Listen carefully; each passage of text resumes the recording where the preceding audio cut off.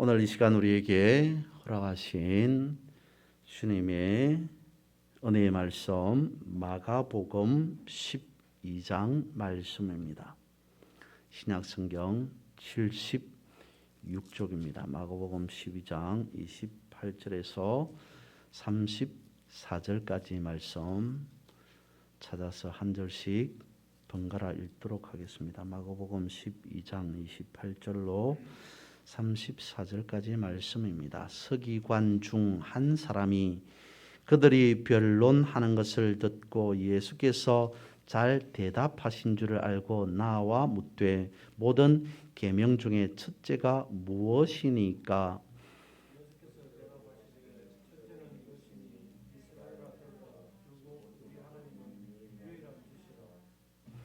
내 마음을 다하고 목숨을 다하고 뜻을 다하고 힘을 다하여 주 너희 하나님을 사랑하라 하신 것이요.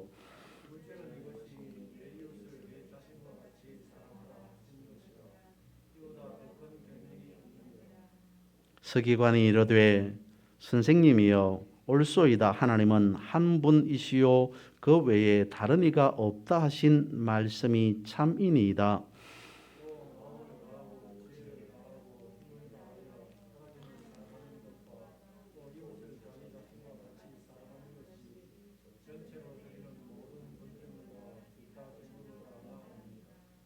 삼십사 절 같이 봅니다. 예수께서 그가 지혜 있게 대답함을 보시고 이르시되 내가 하나님의 나라에서 멀지 않도다 하시니 그 후에 감히 묻는 자가 없더라. 아멘.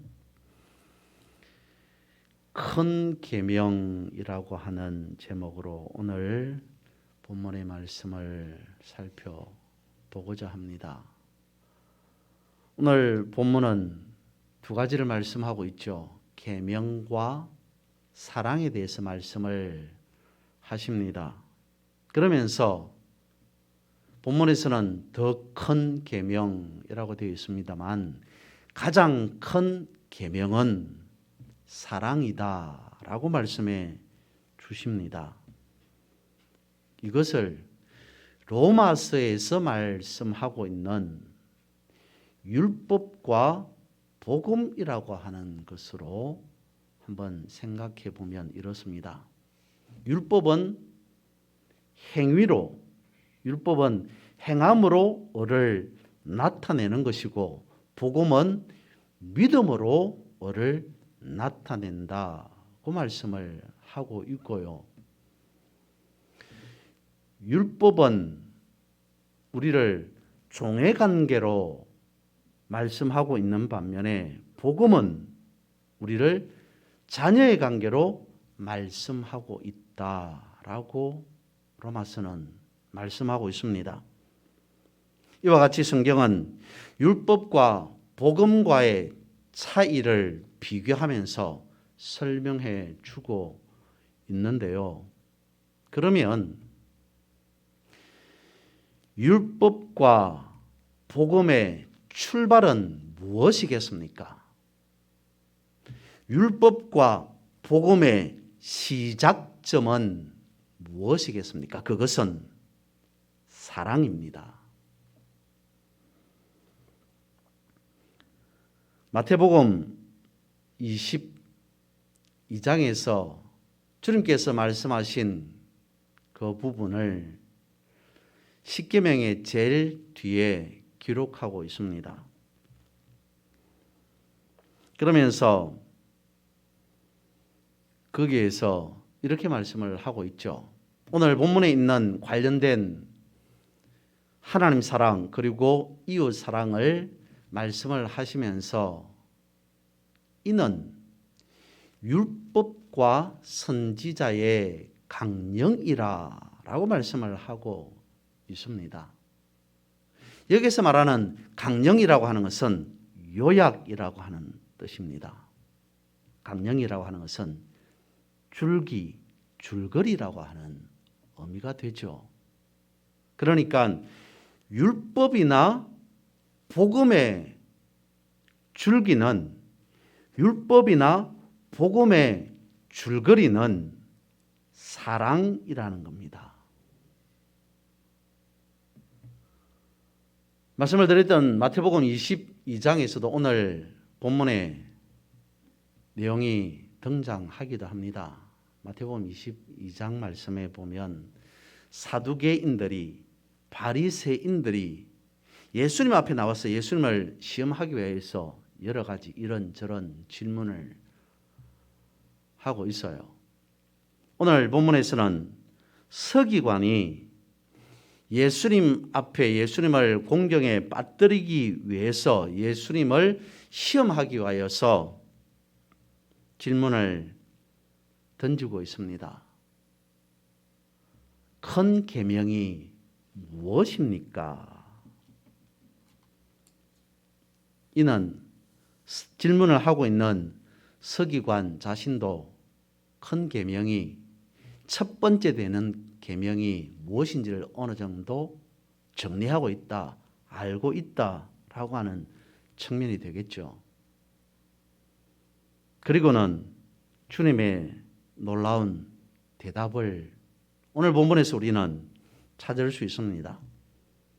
29절에서 31절까지 말씀입니다. 예수께서 대답하시되 첫째는 이것이니 이스라엘아 들으라. 주 곧 우리 하나님은 유일한 주시라. 내 마음을 다하고 목숨을 다하고 뜻을 다하고 힘을 다하여 주 너희 하나님을 사랑하라 하신 것이요. 둘째는 이것이니 내 이웃을 내 자신과 같이 사랑하라 하신 것이라. 이보다 더 큰 계명이 없느니라. 무엇을 말씀을 하고 있는 거겠습니까? 큰 계명이, 첫째 되는 계명이, 가장 중요한 계명이 무엇입니까? 라고 하는 서기관의 질문에 주님께서 대답하셨습니다. 29절, 30절, 31절에서 말씀하고 있는 바는 무엇이겠습니까? 무엇을 주님께서 말씀하고 있는 겁니까? 관계입니다.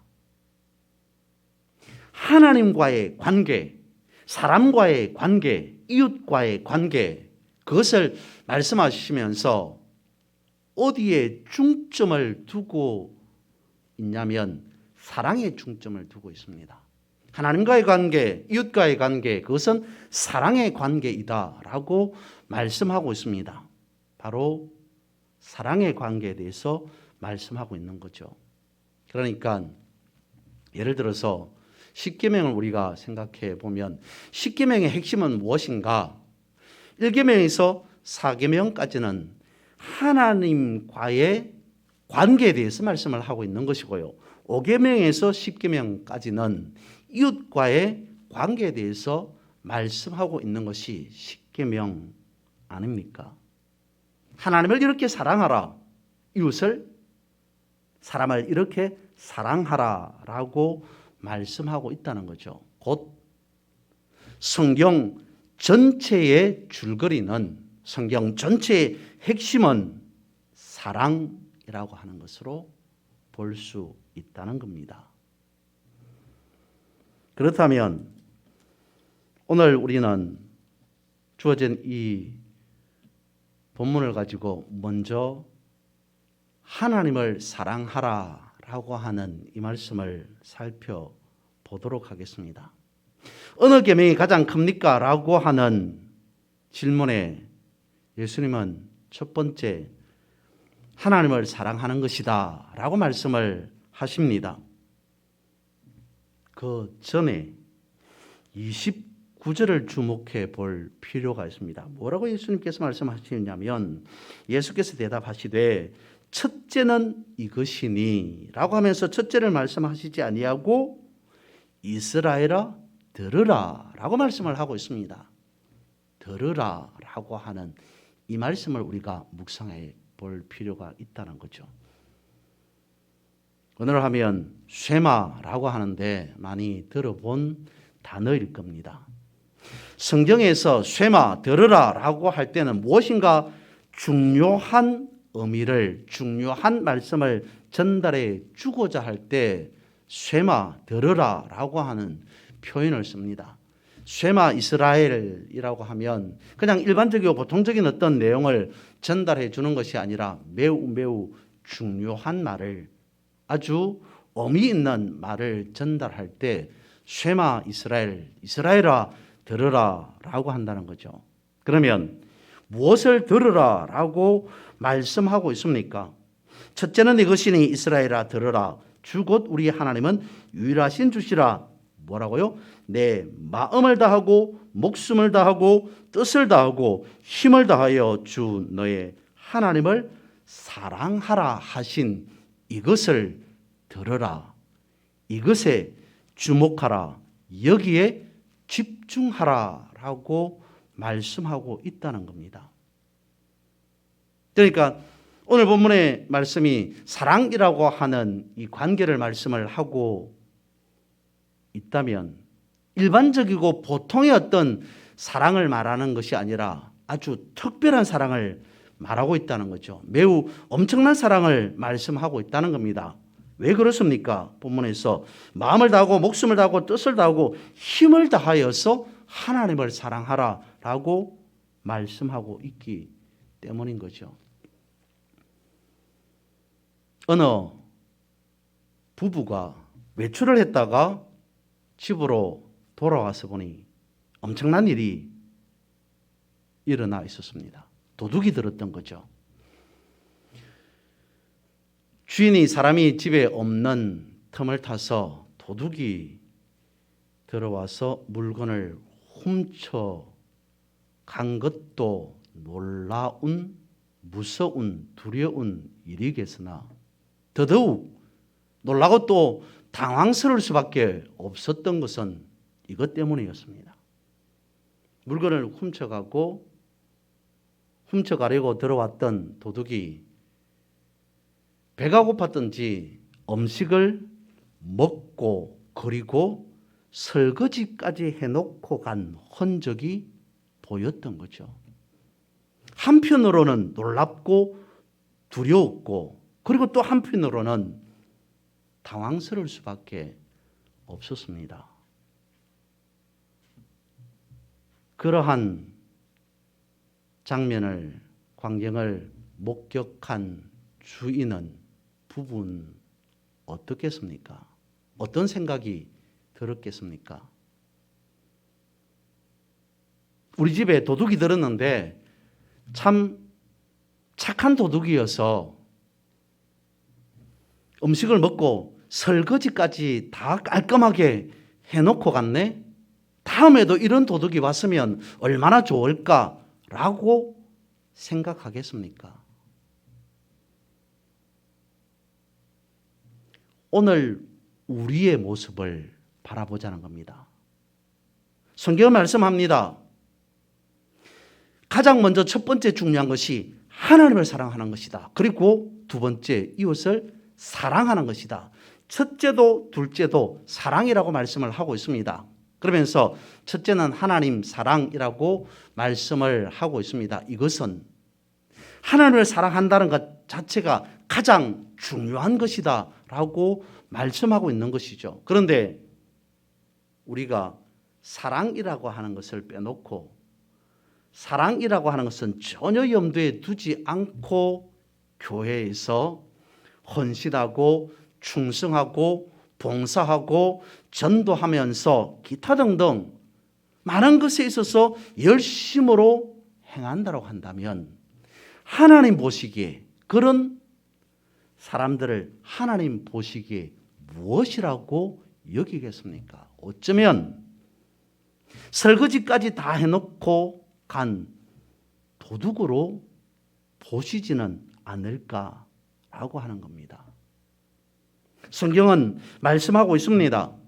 하나님은 사랑이라고 말씀을 하고 있습니다. 이것은 오늘 믿는 우리가 어디에 집중해야 되는가, 무엇을 중요시 여겨야 되는가, 성경은 강조하고 있는 것이 무엇인가 라고 하는 것을 제대로 볼 수 있어야 된다는 거죠. 성경 말씀하고 있습니다. 우리는 사랑이라고 하는 것에 집중해야 된다라고 말씀을 하고 있죠. 요한복음도 그와 같습니다. 13장에서 쭉 이어지는 말씀 속에서 그리고 16장, 13장과 16장 사이에서도 보면 사랑에 대한 관계를 설명해 놓고 있습니다. 너희가 나를 사랑하면 내 계명을 지켜야 된다. 그리고 내가 너희를 사랑한 것과 같이 너희들도 서로 사랑해야 된다라고 말씀을 하고 있습니다. 다시 말씀을 드리면 성경은 말씀은 끊임없이 우리에게 사랑을 강조하고 있다는 겁니다. 그리고 이어서 두 번째 이웃 사랑에 대해서 살펴봅니다. 하나님과의 사랑을 수직적인 관계라고 본다면 이웃 사랑은 수평적인 사랑의 관계라고 볼 수 있겠죠. 그런데 이웃 사랑, 사람을 사랑하라라고 말씀하시면서 누구까지 사랑하라, 어떤 이웃까지, 어떤 사람까지 사랑하라라고 말씀하시냐면 성경에서는 원수도 사랑하라라고 말씀을 하고 있습니다. 그냥 내 마음에 드는 이웃, 친구, 사람이 아닌 원수까지도 사랑하라라고 말씀을 하고 있습니다. 1960년대에 짐 엘리엇이라고 하는 사람이 대학을 졸업하고 교수직을 얻었는데도 그 모든 것을 다 내려놓고 에콰도르 아우카라고 하는 미전도 종족을 위해 복음을 들고 선교하러 떠나겠다고 합니다. 많은 사람들의 만류도 뿌리치고 선교지로 향하였습니다. 한참이 지났습니다. 도착해도 벌써 도착했어야 할 시점에서 연락이 와도 한참 전에 연락이 왔어야 되는 시점에서도 감감무소식입니다.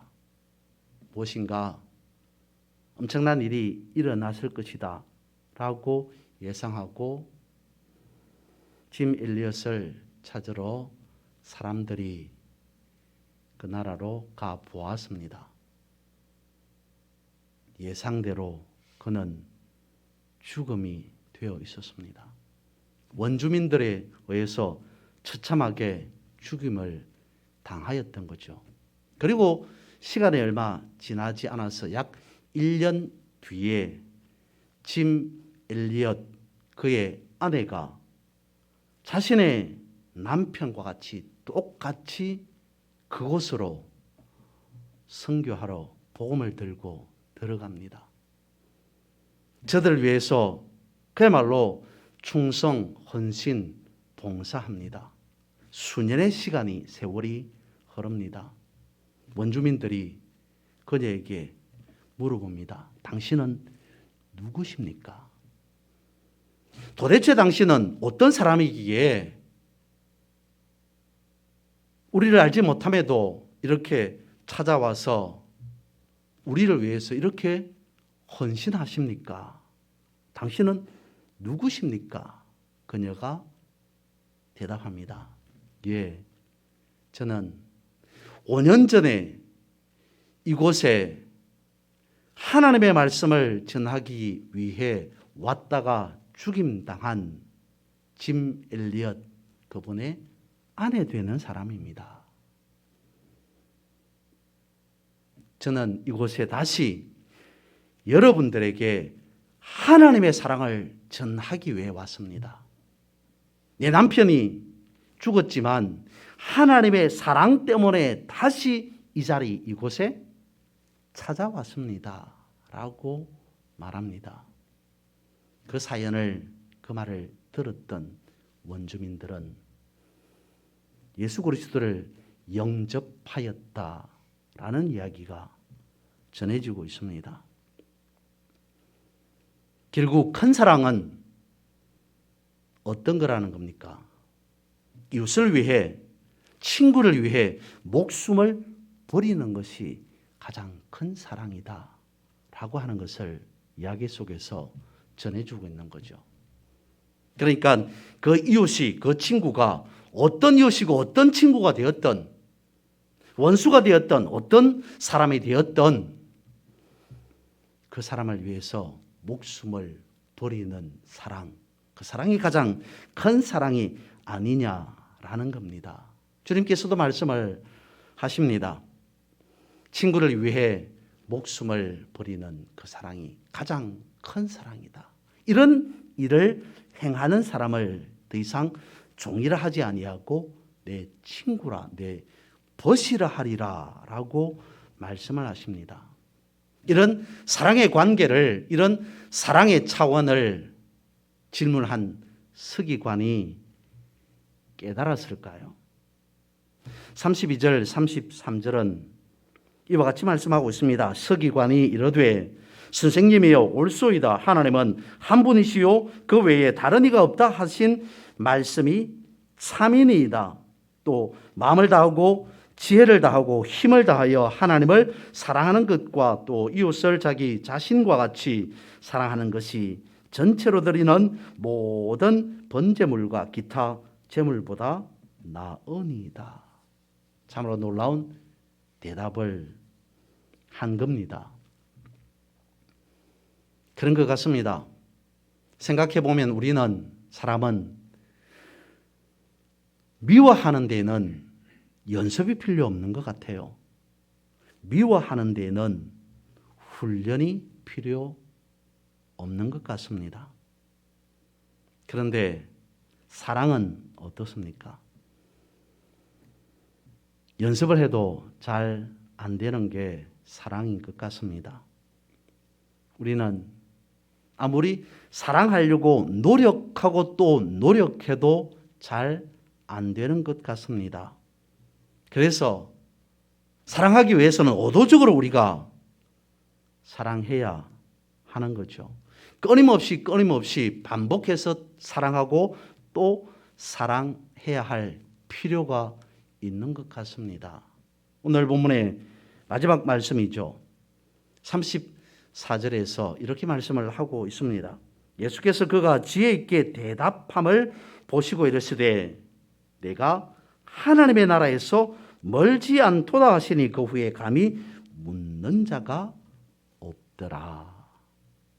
과연 서기관이 제대로 깨달았구나라고 하는 것을 주님은 아신 것 같습니다. 그래서 본문의 마지막 34절에서 내가 하나님의 나라에서 멀지 않도다. 많은 의미를 담고 있겠죠. 여기에서 한번 결론적으로 생각해 보았으면 합니다. 성경은 그렇다면 왜 이렇게 사랑에 대해서 강조하고 있을까? 그거야 조금 전에 말했지 않습니까? 우리가 알고 있는 성경에서 말하고 있는 것이지 않습니까? 하나님은 사랑이시다. 주님께서도 나를 위해서 사랑하셨기 때문에 십자가에서 달려 돌아가신 것이고, 그리고 사랑하셔서 오늘 우리가 이 자리에 있는 것 아닙니까? 라고 하는 정도에서 그치겠습니까? 성경에서 하나님은 사랑이시다. 하나님은 우리를 이와 같이 사랑하셨다. 또 십자가를 지신 주님께서는 우리를 이와 같이 사랑하셨다. 라고 하는 시작은, 출발은 어디에 있겠습니까? 창세기로 돌아가서 한번 생각해 보면 어떨까 싶습니다. 하나님께서 아담을 지으셔서요, 흙으로 사람을 만들고, 그리고 그 코에 하나님의 호흡을, 생기를 불어 넣으셨습니다. 그렇게 성경은 말씀하고 있지 않습니까? 그렇다면 하나님께서 흙으로 만든 사람을, 아담을 그 코에 호흡을 불어 넣으셨다, 생기를 불어 넣으셔서 생명이 되었다. 비로소 사람이 되었다, 아담이 되었다라고 말씀을 하고 있는데 성경에서 말씀하고 있는 호흡, 생기 이것을 다른 여러 가지로 많이 설명하고 해석할 수 있을 겁니다. 그런데 그 모든 것은 다 차지하고 하나님께서 처음 사람 아담을 지으셔서 만드셔서 그 코에 불어 넣은 호흡 중에 사랑은 포함되지 않았을까라고 하는 것만 생각해 보면 하나님께서 첫사람 아담에게 불어 넣으셨던 사랑의 비중은, 사랑의 크기는 어느 정도였겠습니까? 100이라고 하는 것을 기준으로 놓고 보면 어느 정도의 사랑을 하나님은 첫사람에게 불어 넣으셨을까요? 10%, 20%, 아니면 80%, 90%였겠습니까? 성경이 왜 그다지 사랑에 대해서 강조하고 있는가? 예수님께서 오늘 본문 속에서 가장 첫 번째 되는, 그리고 두 번째 되는 것도 사랑이다 라고 말씀하셨을까? 라고 하는 것을 창세기에 돌아가서 생각해 보면 하나님께서 사랑이시다, 오늘 본문에서 말씀하시는 그 사랑의 크기와 넓이와 깊이가 어느 정도인가 라고 하는 것을 대략 짐작할 수 있을 것 같습니다. 하나님은 우리가 상상하는, 우리가 생각하는 그 이상의 사랑을 말씀하고 있습니다. 하나님은 전부가 사랑이십니다. 그 사랑을 배우고 느끼고 깨달아 삶 속에서 다시 한번 우리가 경험하며 체험하며 또한 실천하며 살아가는 그러한 저와 여러분 우리 모두가 될 수 있기를 주님의 이름으로 축복합니다.